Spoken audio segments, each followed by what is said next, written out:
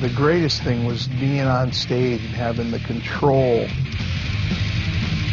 the awe of being worshipped, and having folks just really look at you and say, wow, you know, I want to be that.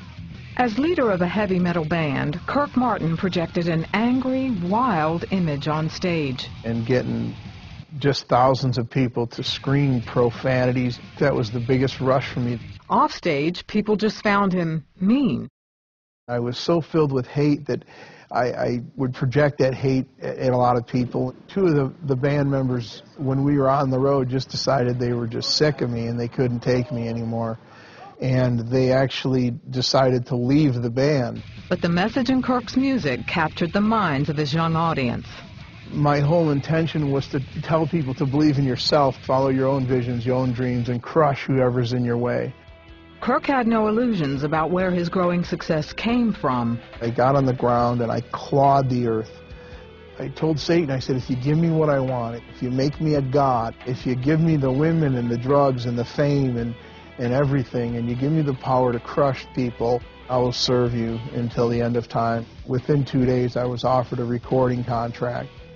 While K'Krk pushed for fame and fortune, he tried to keep a secret bottled up inside.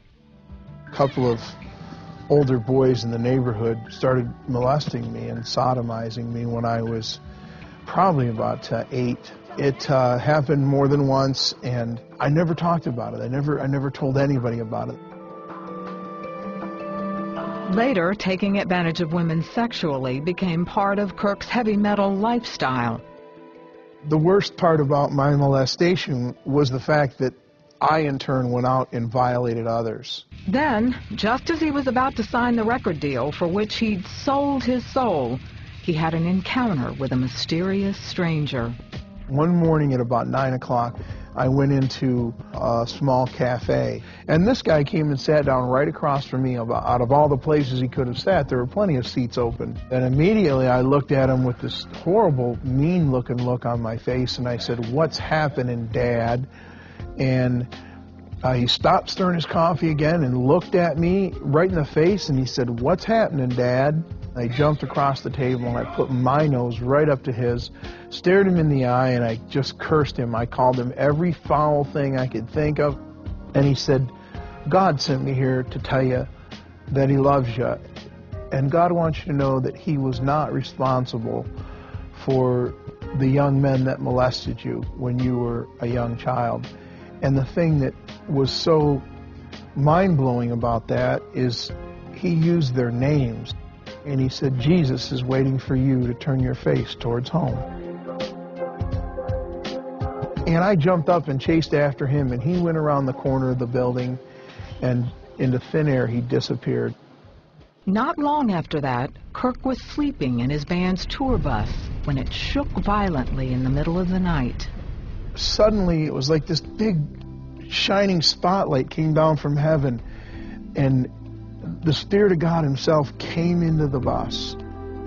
And I didn't know why I hated God so much.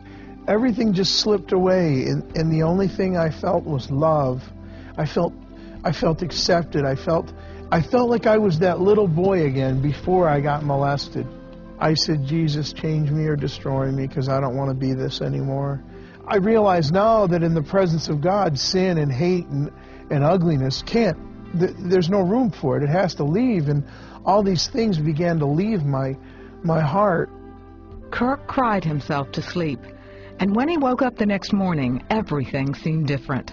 The grass was greener, the sky was fluffier, the clouds were beautiful, and I was different. K'Krk never signed the contract for the heavy metal record deal. I had everything in my hand, everything I'd ever wanted, just sitting right there, and all of a sudden I didn't want it anymore. And I left everything and never went back. K'Krk found a church in his hometown and began to grow as a Christian. A Christian counselor also urged him to seek out the young men who had molested him and forgive them. I did find them. "I don't know if you remember me or not." And I said, "Why did you do this to me?" And then they began to tell me the story of how someone had violated them. The one young boy, how he had found a pornography magazine, and that's what led him to abuse me and then invite the other boy to abuse me. They had given their hearts to Christ. We sat down and we cried and we hugged and we talked about it and we prayed. That's how I got past all that. Over time, he found his musical talent moving in a new direction, writing and performing worship songs. He and his family travel around the country sharing the miracle that changed Kyrk's life. My wife is just a treasure.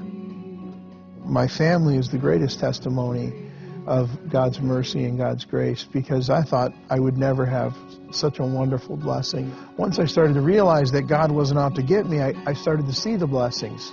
I was addicted to drugs and sex and violence and hatred and used music as a tool to destroy people. And then God turned all that around for His glory.